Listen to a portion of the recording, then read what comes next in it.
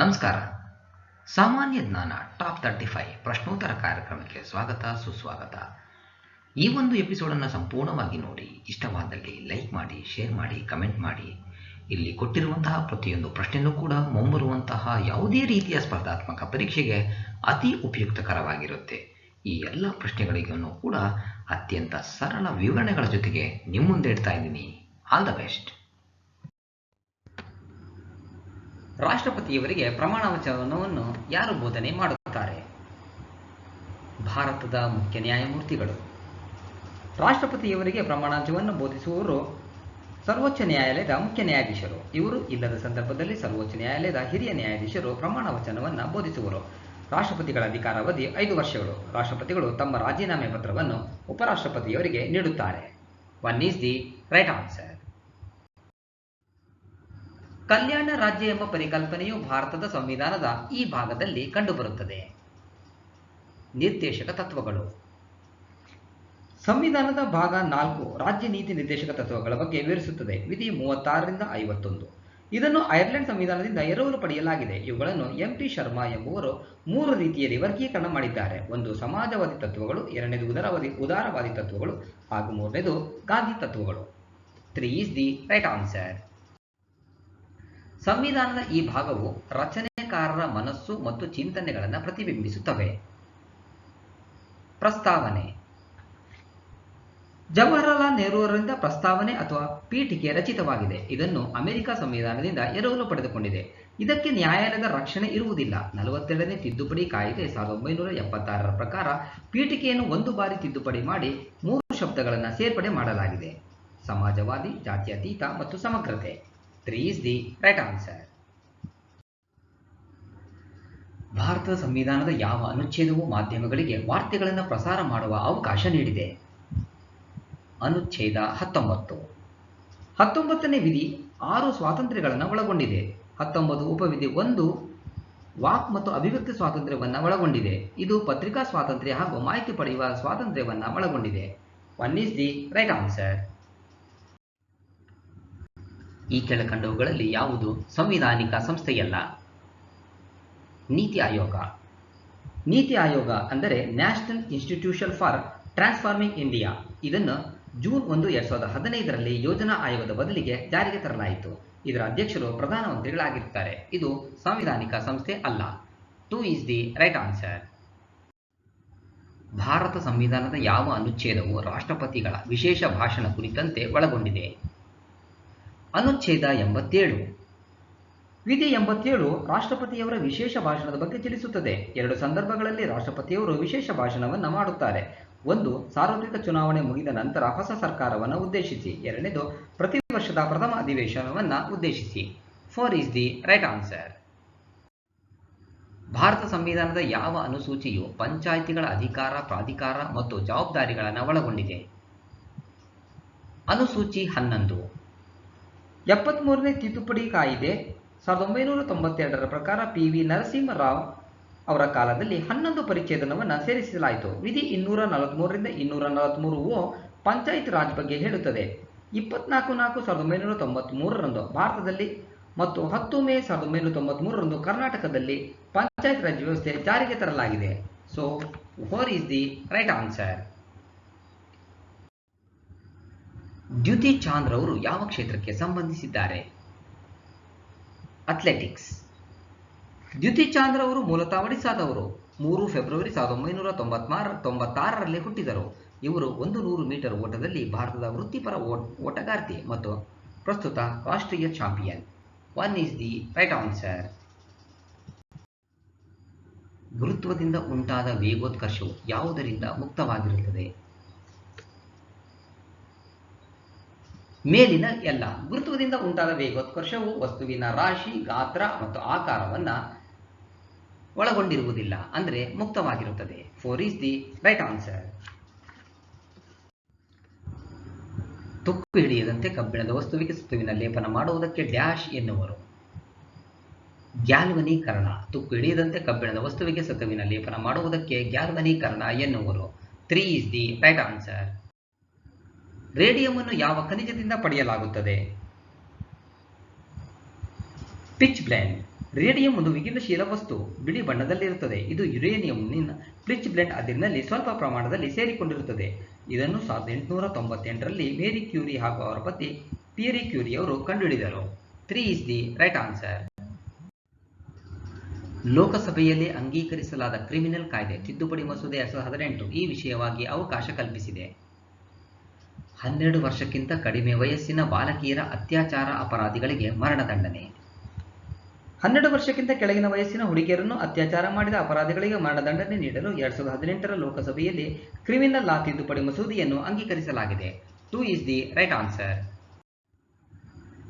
ಭಾರತೀಯ ಸೇನೆಗಾಗಿ make in ಇಂಡಿಯಾದ ಅಡಿಯಲ್ಲಿ ತಯಾರಿಸಲಾದ V-46-6 ಮತ್ತು V-92S2ಗಳು ಏನು? ಅಧಿಕ ಶಕ್ತಿಯ ಬಹು ಇಂಧನ ಇಂಜಿನ್ಗಳು. ಮೇಕ್ ಇನ್ ಇಂಡಿಯಾದ ಅಡಿಯಲ್ಲಿ ತಯಾರಿಸಲಾದ V-46-6 ಮತ್ತು V-92S2ಗಳು ಅಧಿಕ ಶಕ್ತಿಯ ಬಹು ಇಂಧನ ಇಂಜಿನ್ಗಳು. 2 is the right answer.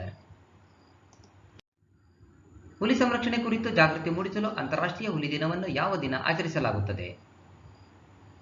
July 29. ಅಂತಾರಾಷ್ಟ್ರೀಯ ಹುಲಿ ದಿನವನ್ನು 29 ಜುಲೈ 2010ರಲ್ಲಿ ನಡೆದ ಸೇಂಟ್ ಪೀಟರ್ಸ್ ಟೈಗರ್ಸ್ ಶೃಂಗಸಭೆಯಲ್ಲಿ ಮೊದಲು ಆಚರಿಸಲಾಯಿತು. ಹುಲಿ ನೈಸರ್ಗಿಕ ಆವಾಸ ಸ್ಥಾನಗಳನ್ನು ರಕ್ಷಿಸಲು ಮತ್ತು ಹುಲಿ ಸಂರಕ್ಷಣಾ ಸಮಸ್ಯೆಗಳಿಗೆ ಸಾರ್ವಜನಿಕ ಅರಿವು ಮೂಡಿಸಲು ಈ ದಿನವನ್ನು ಆಚರಿಸಲಾಗುತ್ತದೆ. 2 is the right answer. Bharat ಅಭಿವೃದ್ಧಿಗೊಳಿಸಿದ ಮೊಟ್ಟಮೊದಲ ಪರಿಸರ ಸ್ನೇಹಿ ಜೈವಿಕ ಇಂಧನ ಚಾಲಿತ ವಿಮಾನ 2019ರಲ್ಲಿ ಡೆಹ್ರಾಡೂನ್ನಿಂದ ದೆಹಲಿಗೆ ಪ್ರಯಾಣಿಸಿತು. ಜೈವಿಕ ಇಂಧನವಾಗಿ ಉಪಯೋಗಿಸಿದ್ದು ಯಾವುದರ ತೈಲ ಮಿಶ್ರಣ?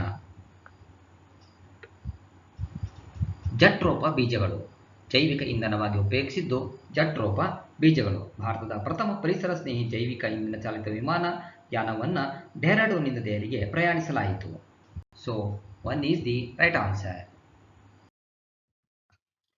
ಅಕ್ಷಾಂಶದ ಪ್ರತಿಯೊಂದು ಡಿಗ್ರಿ ಇದಕ್ಕೆ ಸಮವಾಗಿರುತ್ತದೆ. 111 ಕಿಲೋಮೀಟರ್. ಭೂಮಿಯ ಮೇಲೆ 181 ಅಕ್ಷಾಂಶಗಳಿವೆ. ಇವುಗಳಲ್ಲಿ ಸಮಭಾಜಕ ರೇಖೆಯು ಅತಿ ದೊಡ್ಡ ಅಕ್ಷಾಂಶವಾಗಿದೆ. ಧ್ರುವ ಭಾಗದಲ್ಲಿ 0 ಡಿಗ್ರಿ ಅತಿ ಚಿಕ್ಕ ಅಕ್ಷಾಂಶವಾಗಿದೆ. 2 ಅಕ್ಷಾಂಶಗಳ ನಡುವಿನ ಅಂತರ ಸುಮಾರು 110.6 ಅಂದರೆ 111 ಕಿಲೋಮೀಟರ್ ಇರುತ್ತದೆ. 2 is the right answer. ಈ ಕೆಳಗಿನ ಯಾವ ಪರಿಸ್ಥಿತಿಗಳಲ್ಲಿ ರಾಸಾಯನಿಕ ಕ್ರಿಯೆಯು ಸಂಭವಿಸುವುದಿಲ್ಲ? ಸಾಮಾನ್ಯ ಲವಣವು ಗಾಳಿಗೆ ಅನಾವರಿಸಲ್ಪಟ್ಟಾಗ ಅಂದರೆ ತೆರೆದಿಟ್ಟಾಗ ರಾಸಾಯನಿಕ ಕ್ರಿಯೆ ಸಂಭವಿಸುವುದಿಲ್ಲ. ಇನ್ನು ಗಾಳಿಯಲ್ಲಿ ಕಲ್ಲಿದ್ದಲನ್ನು ಸುಡುವಾಗ ಕಾರ್ಬನ್ ಡೈಆಕ್ಸೈಡ್ ಬಿಡುಗಡೆಯಾಗುತ್ತೆ, ದಟ್ ಇಸ್ ರಾಸಾಯನಿಕ ಕ್ರಿಯೆ. ಸೋಡಿಯಂನ ನೀರಿನಲ್ಲಿರಿಸಿದಾಗ ಹೈಡ್ರೋಜನ್ ಅನಿಲ ಬಿಡುಗಡೆಯಾಗುತ್ತೆ, ಅದು ಕೂಡ ರಾಸಾಯನಿಕ ಕ್ರಿಯೆ. ಕಬ್ಬಿಣವನ್ನು ತೇವಾಂಶವಿರುವ ಗಾಳಿಯಲ್ಲಿ ಇರಿಸಿದಾಗ ತುಕ್ಕಿಡಿಯುತ್ತೆ, ಕಬ್ಬಿಣದ ಜಲೀಯ ಆಕ್ಸೈಡ್ ಆಗುತ್ತೆ. ಇವು 3 ಕೂಡ ರಾಸಾಯನಿಕ ಕ್ರಿಯೆಗಳು. ಹಾಗಾಗಿ 1 is the right answer. ಈ ಕೆಳಗಿನ ಯಾವ ಅರಸನಿಗೆ ಜಗದ್ಗುರು ಎಂಬ ಅಡ್ಡ ಹೆಸರನ್ನು ಇಡಲಾಗಿತ್ತು? 2ನೇ ಇಬ್ರಾಹಿಂ ಆದಿಲ್ ಶಾ. 2ನೇ ಇಬ್ರಾಹಿಂ ಆದಿಲ್ ಶಾನು ನವರಸ್ಪುರವನ್ನು ಕಟ್ಟಿಸಿದನು ಮತ್ತು ಕಿತಾಬ್ ಎ ನವರಸ್ ಎಂಬ ಕೃತಿಯನ್ನು ರಚಿಸಿದನು. ಪ್ರಜಾನುರಾಗಿಯಾದ ಇವನಿಗೆ ಜನರು ಜಗದ್ಗುರು ಎಂದು ಕರೆಯುತ್ತಿದ್ದರು. 3 is the right answer. Ashtamatha ಸಂಪ್ರದಾಯವನ್ನು ಪ್ರಾರಂಭಿಸಿದವರು ಮಧ್ವಾಚಾರ್ಯರು. ಮಧ್ವಾಚಾರ್ಯರು ಕರ್ನಾಟಕದ ಉಡುಪಿಯ ಕ್ರಿಸ್ತಶಕ 1699ರಲ್ಲಿ ಶಿವಳ್ಳಿಯಲ್ಲಿ ಜನಿಸಿದರು. ಇವರ ಮೂಲ ಹೆಸರು ವಾಸುದೇವ. ಇವರು ಉಡುಪಿಯಲ್ಲಿ ದ್ವೈತ ಧರ್ಮದ ಪ್ರಚಾರಕ್ಕಾಗಿ ಅಷ್ಟಮಠಗಳನ್ನು ಸ್ಥಾಪಿಸಿದರು. 1 is the right answer. ರೈತವಾರ ಪದ್ಧತಿಯು ಪ್ರಾರಂಭದಲ್ಲಿ ಡ್ಯಾಶ್ ರಾಜ್ಯದಲ್ಲಿ ಪರಿಚಯಿಸಲ್ಪಟ್ಟಿತು ಮತ್ತು ನಂತರ ಮಹಾರಾಷ್ಟ್ರ, ಪೂರ್ವ ಪಂಜಾಬ್, ಅಸ್ಸಾಂ ಮತ್ತು ಕೂರ್ಗ್ಗಳಿಗೆ ವಿಸ್ತರಿಸಲ್ಪಟ್ಟಿತು. ತಮಿಳುನಾಡು. 1820ರಲ್ಲಿ ಸರ್ ಥಾಮಸ್ ಮನ್ರೋರವರು ಮದ್ರಾಸ್, ಬಾಂಬೆ, ಕೊಡಗು, ಕರ್ನಾಟಕ, ಬಿಹಾರ್, ಅಸ್ಸಾಂಗಳಲ್ಲಿ ರೈತವಾರಿ ಪದ್ಧತಿಯನ್ನು ಜಾರಿಗೆ ತಂದರು. 1 is the right answer. ಕರ್ನಾಟಕವು ಗರಿಷ್ಠ ಮಳೆಯನ್ನು ಇಲ್ಲಿಂದ ಪಡೆಯುವುದು? ನೈಋತ್ಯ ಮಾನ್ಸೂನ್. ಕರ್ನಾಟಕವು ಗರಿಷ್ಠ ಮಳೆಯನ್ನು ನೈಋತ್ಯ ಮಾನ್ಸೂನ್ನಿಂದ ಪಡೆಯುತ್ತದೆ. ನೈಋತ್ಯ ಮಾನ್ಸೂನ್ ಮಾರುತ ಕಾಲವು ರಾಜ್ಯದ ಅತಿ ಮುಖ್ಯ ಮಳೆಕಾಲ. ಇದನ್ನು ಮುಂಗಾರು ಮಳೆಗಾಲ ಎಂದು ಕರೆಯುವರು. ಇದು ಜೂನ್ ತಿಂಗಳಿನಲ್ಲಿ ಆರಂಭವಾಗುವ ಈ ಕಾಲವು ಸೆಪ್ಟೆಂಬರ್ ತಿಂಗಳಿನವರೆಗೂ ಮುಂದುವರಿಯುತ್ತದೆ. ಭಾರತದಲ್ಲಿನ ಅತ್ಯಂತ ಗಂಡಾಂತರಕ್ಕೊಳಗಾಗಿರುವ ಹಕ್ಕಿಗಳಲ್ಲಿ ಒಂದು great Indian bustard. Great Indian bustard ಪಕ್ಷಿಯು ಭಾರತ ಮತ್ತು ಪಕ್ಕದ ಪ್ರದೇಶಗಳಲ್ಲಿ ಮಾತ್ರ ಕಂಡುಬರುವ ಹಾಗೂ ಅತ್ಯಂತ ಗಂಡಾಂತರಕ್ಕೊಳಗಾಗಿರುವ ಪಕ್ಷಿಯಾಗಿದೆ. ಇದು ಭೂಮಿಯಿಂದ ಸುಮಾರು 1 ಮೀಟರ್ ಹಾಗೂ 15 ಕೆಜಿಯಷ್ಟು ತೂಕವಿರುವ ಅತಿ ದೊಡ್ಡ ಹಾರುವ ಪಕ್ಷಿಯಾಗಿದೆ. ರಾಜಸ್ಥಾನವು ಈ ಪಕ್ಷಿಯ ಆವಾಸ ಸ್ಥಾನ. 3 is the right answer. ಭಾರತೀಯ ಸಂವಿಧಾನದ ಯಾವ ಕಲಮು ಭಾರತವನ್ನು ರಾಜ್ಯಗಳ ಒಕ್ಕೂಟವೆಂದು ಘೋಷಿಸಿದೆ? ಕಲಂ 1. ಸಂವಿಧಾನದ ವಿಧಿ 1 ಒಕ್ಕೂಟದ ಹೆಸರು ಮತ್ತು ರಾಜ್ಯ ಕ್ಷೇತ್ರದ ಬಗ್ಗೆ ವಿವರಿಸುತ್ತದೆ. ವಿಧಿ 2 ಹೊಸ ರಾಜ್ಯಗಳ ಸೇರ್ಪಡೆ ಮತ್ತು ಅದರ ಸ್ಥಾಪನೆಯ ಬಗ್ಗೆ ವಿವರಿಸುತ್ತದೆ. 1 is the right answer. ಬಿಟ್ಟು ಹೋದ ಸಂಖ್ಯೆಯನ್ನು ಹುಡುಕಿ. 12:30. ಹಾಗಾದ್ರೆ 14 ಎಷ್ಟು ಅಂತ ಕೇಳಿದ್ದಾರೆ. ಸರಿಯಾದ ಉತ್ತರ 35. ಹೇಗೆ? ಇಲ್ಲಿ ಮಧ್ಯ ಪದಗಳ ಗುಣಲಬ್ಧ ಮತ್ತು ಆದಿ ಮತ್ತು ಅಂತ್ಯ ಪದಗಳ ಗುಣಲಬ್ಧವನ್ನು ಮಾಡಬೇಕು. 12 x ಅಂತ ತಗೊಳ್ಬೇಕು.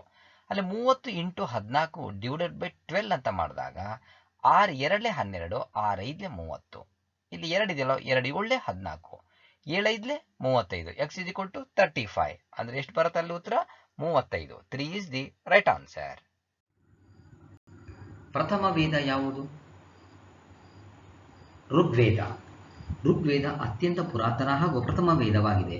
1028 ಋಕ್ಕುಗಳನ್ನು ಒಳಗೊಂಡಿದೆ. ಈ ವೇದವು ಪ್ರಸಿದ್ಧ ಗಾಯತ್ರಿ ಮಂತ್ರವನ್ನು ಹೊಂದಿದೆ.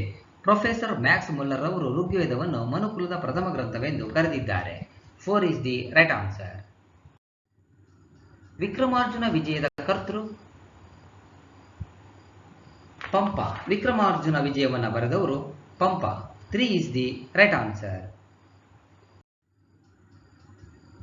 ವಿಜಯಪುರದ ಆದಿಲ್ ಶಾ ವಂಶದ ಸ್ಥಾಪಕ?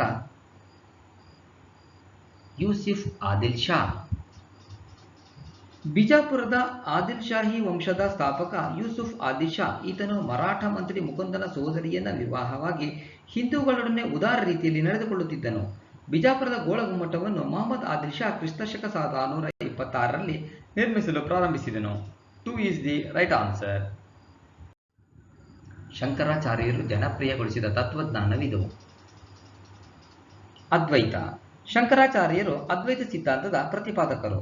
ಇವರು ಕೇರಳದ ಕಾಲಡಿ ಎಂಬಲ್ಲಿ ಕ್ರಿಸ್ತಶಕ 788ರಲ್ಲಿ ಜನಿಸಿದರು. ದೇವರು ಒಬ್ಬನೇ ಈ ಸಿದ್ಧಾಂತದ ಬೋಧನೆಯಾಗಿತ್ತು. ಇವರಿಗೆ ಸರ್ವಜ್ಞ, ಜಗದ್ಗುರು, ಷಣ್ಮತ ಸ್ಥಾಪನಾಚಾರ್ಯ ಎಂಬ ಬಿರುದುಗಳಿದ್ದವು. 2 is the right answer. ಕಟ್ಟುವೆವು ನಾವು ಹೊಸ ನಾಡೊಂದನ್ನು ಕವನದ ಸಾಲುಗಳನ್ನು ಬರೆದವರು? Gopalakrishna ಅಡಿಗರು.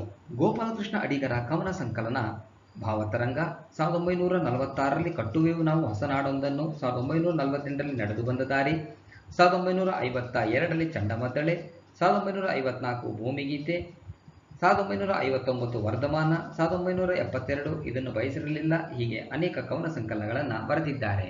4 is the right answer. ಶ್ರೇಷ್ಠ ದೊರೆ ಕೃಷ್ಣದೇವರಾಯ ವಿಜಯನಗರವನ್ನು ಆಳಿದ ಕಾಲ? ಕ್ರಿಸ್ತಶಕ 1510ರಿಂದ 1530. ಶ್ರೀಕೃಷ್ಣ ದೇವರಾಯ ತುಳು ವಂಶಕ್ಕೆ ಸೇರಿದ ವಿಜಯನಗರ ಅರಸರಲ್ಲೇ ಅತ್ಯಂತ ಶ್ರೇಷ್ಠ ದೊರೆ. ಇವನು 2ನೇ ಸತಿ ನಾಗಲಾಂಬಿಕೆಯ ಪುತ್ರನಾಗಿ ಜನಿಸಿದನು. ಇವನಿಗೆ ಯವನ ರಾಜ್ಯ ಪ್ರತಿಷ್ಠಾಪನಾಚಾರ್ಯ ಎಂಬ ಬಿರುದಿತ್ತು. 3 is the right answer. ಕರ್ನಾಟಕದಲ್ಲಿರುವ ಹುಲಿ ಮೀಸಲು ಅರಣ್ಯಗಳು? 5. ಪರಿಸರ ಮತ್ತು ಅರಣ್ಯ ಸಚಿವಾಲಯ ನಡೆಸಿದ 2010ರ ಹುಲಿ ಅಂದಾಜು ವರದಿಯ ಪ್ರಕಾರ ಕರ್ನಾಟಕದಲ್ಲಿ 5 ಹುಲಿ ಮೀಸಲು ತಾಣಗಳಿವೆ. ಬಂಡೀಪುರ, ಭದ್ರಾ, ನಾಗರಹೊಳೆ, ದಾಂಡೇಲಿ ಮತ್ತು BRT. 4 is the right answer. ಕರ್ನಾಟಕದ ಒಟ್ಟು ಅರಣ್ಯ ಪ್ರದೇಶ ಸರಿಸುಮಾರು 43,356 ಚದರ ಕಿಲೋಮೀಟರ್. ಮಧ್ಯಪ್ರದೇಶದಲ್ಲಿ 77,462 ಚದರ ಕಿಲೋಮೀಟರ್ ಅತಿ ಹೆಚ್ಚು ಅರಣ್ಯ ಪ್ರದೇಶ ಹೊಂದಿರುವ ರಾಜ್ಯ. ಕರ್ನಾಟಕದಲ್ಲಿ ಉತ್ತರ ಕನ್ನಡ ಜಿಲ್ಲೆ ಅತ್ಯಂತ ಹೆಚ್ಚು ಅರಣ್ಯ ಹೊಂದಿರುವ ಜಿಲ್ಲೆಯಾಗಿದೆ. 3 is the right answer. ಮಣ್ಣು ಹಂಚಿಕೆಗೊಂಡ ಪ್ರದೇಶದ ಆಧಾರದ ಮೇಲೆ ಕರ್ನಾಟಕದಲ್ಲಿ ವಿಸ್ತಾರವಾಗಿ ಹರಡಿರುವ ಮಣ್ಣು ಇದಾಗಿದೆ. ಕೆಂಪು ಮಣ್ಣು. ಅಗ್ನಿಶಿಲೆಗಳ ಶಿಥಿಲೀಕರಣದಿಂದ ಕೆಂಪು ಮಣ್ಣು ನಿರ್ಮಿತವಾಗಿದೆ. ಇದು ಒಳಗೊಂಡಿರುವ ಕಬ್ಬಿಣದ ಆಕ್ಸೈಡ್ನಿಂದಾಗಿ ಕೆಂಪು ಬಣ್ಣದಿಂದ ಕೂಡಿದೆ. 2 is the right answer. RTPS Shaktinagar ಉಷ್ಣ ವಿದ್ಯುತ್ ಸ್ಥಾವರ ಇಲ್ಲಿಗೆ ಹತ್ತಿರದಲ್ಲಿದೆ. ರಾಯಚೂರು. ಕರ್ನಾಟಕದ ಪ್ರಥಮ ಉಷ್ಣ ವಿದ್ಯುತ್ ಸ್ಥಾವರಕ್ಕೆ ಪಾತ್ರವಾದ ರಾಯಚೂರು ಥರ್ಮಲ್ ಪವರ್ ಸ್ಟೇಷನ್ 1978ರಲ್ಲಿ ಸ್ಥಾಪಿಸಲಾಗಿದೆ. 3 is the right answer. 18 carat gold ಇದಾಗಿದೆ. 75% ಚಿನ್ನ ಮತ್ತು 25% ಅಶುದ್ಧತೆ. 24 ಕ್ಯಾರೆಟ್ ಗೋಲ್ಡ್ ಅಂದರೆ ಶುದ್ಧವಾದ ಚಿನ್ನವಾಗಿದೆ. 18 ಕ್ಯಾರೆಟ್ ಗೋಲ್ಡ್ನಲ್ಲಿ 6 ಕ್ಯಾರೆಟ್ನಷ್ಟು ಇತರೆ ಅಂದರೆ ಕ್ಯಾಡ್ಮಿಯಂ, ಬೆಳ್ಳಿ ಅಥವಾ ತಾಮ್ರ ಲೋಹಗಳನ್ನು ಮಿಶ್ರಣ ಮಾಡಲಾಗುತ್ತದೆ. ಇದರಲ್ಲಿ ಶುದ್ಧ ಚಿನ್ನದ ಪ್ರಮಾಣ ಕಡಿಮೆಯಾಗಿರುತ್ತದೆ. So 4 is the right answer. ಇಲ್ಲಿಗೆ ಈ 35 ಪ್ರಶ್ನೆಗಳ ಒಂದು ಎಪಿಸೋಡ್ ಮುಕ್ತಾಯವಾಗ್ತಾ ಇದೆ. ಸಂಪೂರ್ಣವಾಗಿ ಈ ವಿಡಿಯೋ ನೋಡಿದ್ದಕ್ಕೆ ಮತ್ತೊಮ್ಮೆ ನಿಮಗೆ ಹೃತ್ಪೂರ್ವಕವಾಗಿರುವಂತಹ ಧನ್ಯವಾದಗಳು. All the best. Thank you.